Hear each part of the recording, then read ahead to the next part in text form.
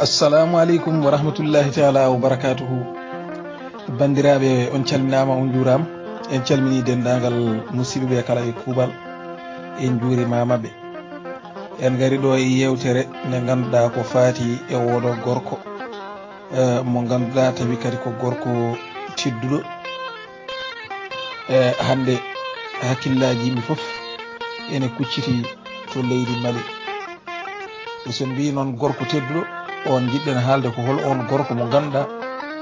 gardinoɗo ɗeɗo dille ha e oɗo saaha hande. Eɗen gandi e oɗo ñalawma hande aljuma koye aljuma kadi ɓurɗo wulde jaw e nder leydi meɗen Mali,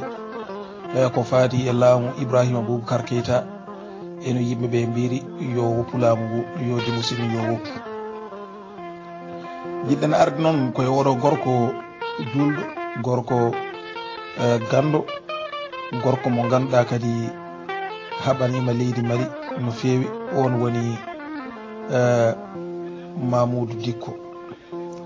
Hol gonɗo Mamoudou Dicko ko adi nde eɗen dowa e yewtere nde ene romiɗi gurdam makko e windiyankoɓe ɓe ganduɗa tawi kadi ko wonɓe to leydi Mali,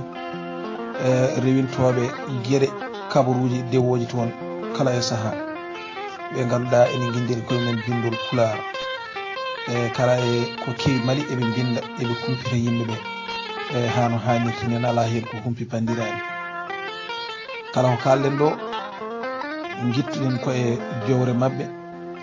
walla e bindi mabɓe e koɓe cimti cimtol faade woɗo gorko tedduɗo woni Mamoudou Dicko. ene yewtana on noon musidɗo mon Mouhamadoul Mansour Ka. ma en gar joni inchallahu rabbi jokken yewtere nde. so en garti ha joni e jokkude e yewtere nde, holi gonɗo Mamoudou Dicko. ko adi foof Mamoudou Dicko ko nden inde o notorto. o waɗi cukagu makko to Tumbuktu, to tani ko gorko walla mbiyen mamma ko gorko. tawi e ngoɗon oɗon saga kanko Mamoudou Dicko taniraɗo o ko almami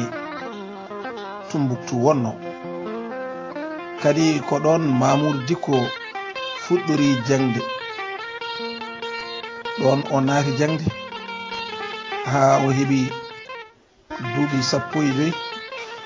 e oɗon saaha tawi Allah hokkimo wawde alqouranul karim nde o dañi duuɓi 15.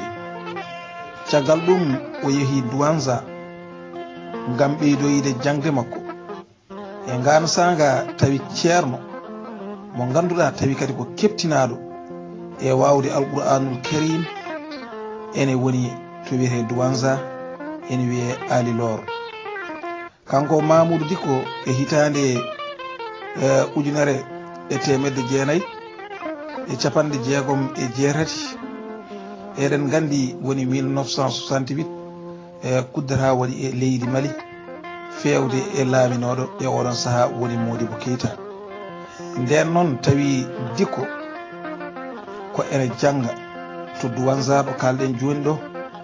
nde o arti ɗon woni o hibbiti to o arti ɗo Tumbuktu. nden tawi ko suka, kono tawi kanko Mamoudou Dicko omo andi walla omo wawi alqouran no fewi e ngaɗon saaga. Mamoudou Dicko ko adi foof o ɓurno yidde, omo yiɗi gandal e jangde diine no fewi. kanko Mamoudou Dicko o ummi ɗon kadi o jokkoye jangde makko to leydi Mauritanie, kono o ɓooyani toon. o ronti, o arti, o yeehi Makkatal Mukarram, o waɗi toon duuɓi 2 omo janga ha to Madinatul Munawwar. o arti kanko Mamoudou Dicko kadi e nder leydi Mali. o jooɗoyi Bamako e leegal ene wiye Wulesi Bugo. omo jangina toon mahadara walla madrasa, omo jangina ɗum toon kanko Mamoudou Dicko. ha joni eɗen jokka yewtere nde ko faari oɗo gorko tedduɗo woni Alaji Mamoudou Dicko e oɗon saha o ɓoytani e ɗon laamu Mali waɗi kawgel tawi kadi ko jannguɓe arab nden e nder ngel ɗon kawgel Allah waɗi kanko Mamoudou Dicko o nawi rayi woni o nawi drapeau o gani nden Dicko itta Bamako o nawa Tombouctou omo jangguina toon arab o woni Tombouctou duuɓi seeɗa omo jangguina yimɓe caggal ɗum o heɓɓiti walla o hibbiti o faati Bamako e hitande ujunere e 1980 woni 1980 o waɗa almami juulirde Badala Bougou ko leegal e nder Bamako. Dicko noon so en garti e makko ha joni ko faari e gandal makko walla e ɗemɗe ɗe o nanata Dicko ko adi foof ene nana fulfulde ɗemgal mum nenewal woni Pulaar omo nana Français omo nana Bambara omo nana Soninke omo nana Koroborore omo nana Arabere woni ɗemgal arab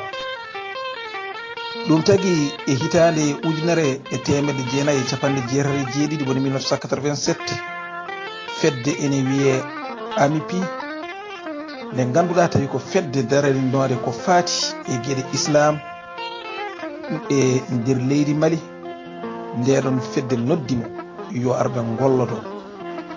caggal ɗum AMIPI noddimo ɓe gari eɓe gollodo o naati e fedde e AMIPI waɗimo koolaɗo kuuɓal kanko oɗo Mamoudou Dicko gila nden ha joni ko Mamoudou Dicko woni koolaɗo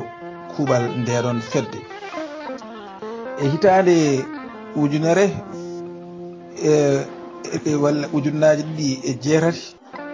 e lewru siilo Mamoudou Dicko e oɗon saha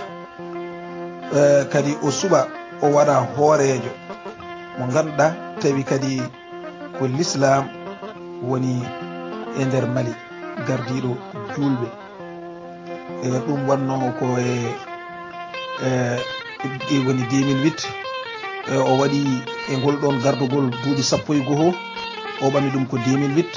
o accir ɗum ko 2019 woni hitande ujunnaji ɗi e 19.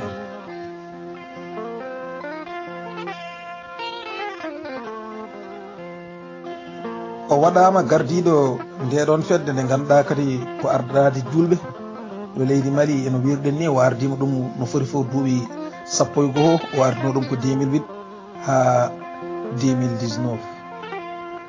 e hitande ujunnaji ɗi e jeenayyi kanko oɗo Mamoudou Dicko eɗen gandi on sa Amadou Toumani Touré ene e jappere laamu leydi Mali nden suudu sarɗiyankoɓe walla mbiyen assemblée nationale tawi kadi ko walla suudu mabɓe towndu tawi ko seni won kuulal gotal ngal ganduɗa e yiɗanomo wotede toon tawi ngal ɗon kuulal yaadani e nden Mamoudou Dicko e Sirifou Moñor mbaɗi moɓodiral manggal ko Allah ɓuuri mawnude noon to boowal maɓɓe e 26 mars walla mbiyen 26 mars ngol lewru Mboyi e nden kadi tawi Ahmadou Toumani Touré ene waɗi jahangal muɗum to leydi Libi nde o tini moɓodiral ngal tan kanko Ahmadou Toumani Touré o dogi o arti o joddi e mabɓe kamɓe ardiɓe diine to leydi Mali o jaɓaniɓe kuulal ngal ɓe mbi yo itte ngal kuulal ngal itta waɗa abandone ngal hayri wotede e hitande ujunnaji ɗiɗi e 13 kanko Mamoudou Dicko o jagganino jungo oɗo laamiɗo hande woni mo ganduɗa pollateɗo ɗo biyeteɗo Ibrahima Boubacar Keita e laawol ɗimmol o jaggani on jungo kanko oɗon IBK o heeɓi jaalogol e dow Soumaïla Cissé ko kamɓe jarno woni lofu ɗimmu ngu e oɗon saaha kanko Ibrahima Boubacar Keita e nder temedere ɓiɗɗa foof o dañi hen 97 e kanko oɗo Mamoudou Dicko kono noon ngal ɗon jaggodiral hakkude makko e IBK jaggodiral ngal ɓoyani no feewi ɓoydani e makko waɗi tan ko duuɓi seeɗa tawi hare funnangue nde ɓeydima layde sanne waɗi boomiɓe waɗi sariɓe cuuɗi nanan duppe yimɓe nani mbare yanti kadi mbuñaari nane heɓe e yolde ngalu leydi Mali ko ɗum waɗi kanko Mahamoudou Dicko e IBK ɓe lurdi no feewi o yiɗade ɗo penale ɗum waɗi ɓe ciirti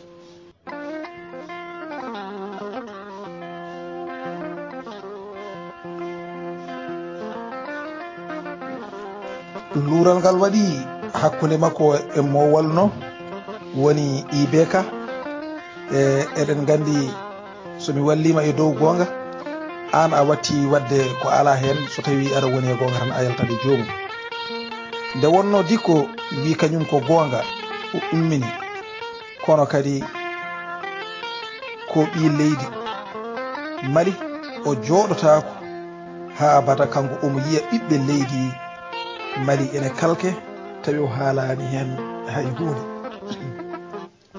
ñande 12 bowte e hitande 2015 woni 2015 juulirde mawde nde Bamako Dicko dari wi Mali jam faama Mali jam faama Mali naaɓe yoga hen jam fiima Mali kadi o suuɗaki e kuɗel o mogginaki e leggel o wi nde hare wonde ɗo e Mali ko hare nde tubakoɓe ɓamdi kawri beele eɓe jimta Mali kadi no adanno ɓe jimirno e Mali ni Dicko jaɓata cagarti ngam nden nde leydi ndi ene wiye Pays-Bas neldino projet mawɗo mbaɗi hen haalis kewɗo beele ene watta jangede to cuuɗi ɗi ganduɗa tawi kadi ko janguinirɗi woni l'école woni université ji walla no wiyeteni henne cuuɗi janguirɗi ɗi ganduɗa tawi kadi ko lycée ji hunde nde ganduɗa tawi kadi yaadani e diine ene diwti ɗum kadi pilal malinaɓe hoore mum en diwti ɗum woni debbati gorkati nden Mamoudou Dicko e hooreɓe diine tawi kadi ko hewɓe kaldi kawri ɓe cali on projet ha yoori ɓe cali oɗon projet ha yoori yo jange ɗo e cuuɗi école Mali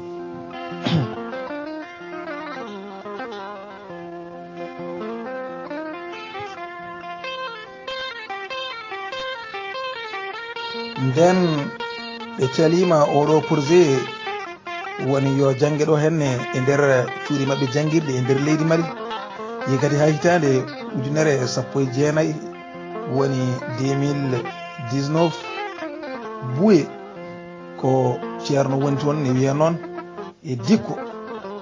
e piɓino anniya ene duwono Mali e nder ɗum laamu ngu neldiɓe 50 million yoɓe ballitoro kono Dicko geddi wi yoɓe jah ɓe paabo yo duga molto en tawi kadi ko riwaɓe e nokkuji mumen ɓe mbasa e woni raddirde haalis Dicko haɗani ɗon tan o ƴetti konngol o huccini e Français naaɓe o wi gongol ɗo henne armée Français e armée woni fof ko maire ala nafa ala gartam kadi o wi holno famorto hay holno famorto hay so hoorejo leydi ene yaha to funnaange koma ministre ma rokka ɗum yamirore o wi ala ko woni haaju waɗeɓe ɓe so wona artirde kalifani ndi e nder leydi Mali ko ɗum ɗo tan waɗi ɓeɗo henne e nder leydi he kono wona faabade malinaɓe. Nogas tati mboyi hitande ujunnaji ɗe 19 janguji mbaɗi mbari ko ɓuri 160 aade to wuddu leydi woni ogo sabu eɗen gandi nderen boomare ko wuro fulɓe woni fulɓe mbara hen ko heewi woni 160 yimɓe mbara jawdi bonna galleji duppa. ñande mawde woni aljuma 5 septembre hitande kadi ujunnaji ɗe 19 woni 2019 dikko noddi ɓiɓɓe leydi ndi yo ngar mbara seppo ngam tellinde lamminaɓe laamu ngu woni gouvernement. nden tawi Soumaïla Cissé e Boubouye Maïga ene wonno woni hoorejo jagorde Mali, yimɓe jalti e keewal njaabi dikko fodde ujunnaje ɗiɗi neɗɗo notinoma e ngol ɗon e nguɗon noddago walla mbiyen 200 ujunere neɗɗo notinoma e nguɗon noddago.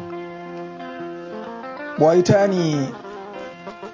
ñande 18 setto hitande ujunnaji ɗiɗi kadi 19 Soumaïla Cissé acciti laamu.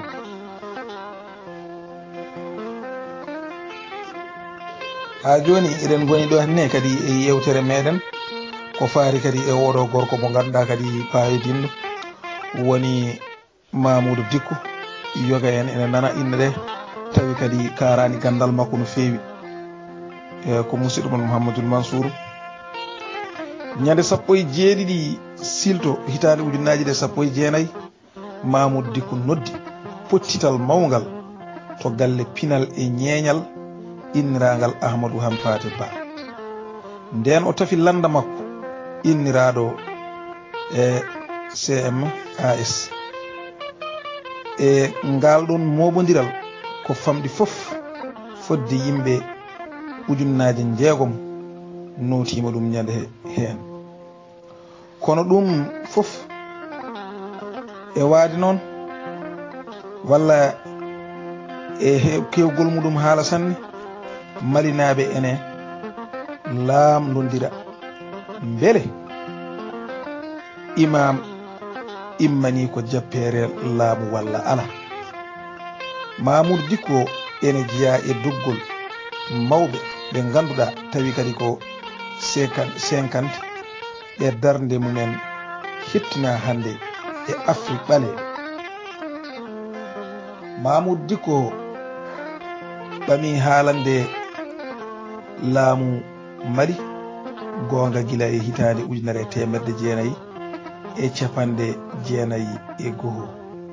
bandiraɓe Allah jarama on jarama ko ɗum ɗo woni ko kemnoɗen e roɓinanade bandiraɓe ko faati e oɗo gorko mo ganduɗa tawi kadi ko gorko payodinno, gorko daraniɗo poral, gorko daraniɗo diine e mo yiɗa cangarti, yiɗa kadi e belirtare haalis ar min belnoma goppa gongaji ɗi joguinoɗa ko on woni Mahamoudou Dicko woni mo ganduɗa neɗɗo henne hande yewtere muɗum. Allah jarama on jarama kadi bindi pular janggo humpito e bindi pular kulol Ibrahima Ahmadou Sow e jeetati korse hitade ujunnaji 2020. Allah jarama on jarama e sawtu e musidɗo mon Mouhamadoul Mansour Ka. yo Allah hokken walde jaam, yo Allah waɗana en jaam, waɗana en kadi Mali jaam nde tawno hande leydi ndi e oɗo aljuma hande leydi ndi kadi ko dillodi no feewi no feewi. yo Allah watton jaam, ruufa hen ndiyam selligi kala ko woni jaam, yo Allah waɗan ɗum e renaɓe hisnaɓe fewnan en kala e kuɓal on jarama.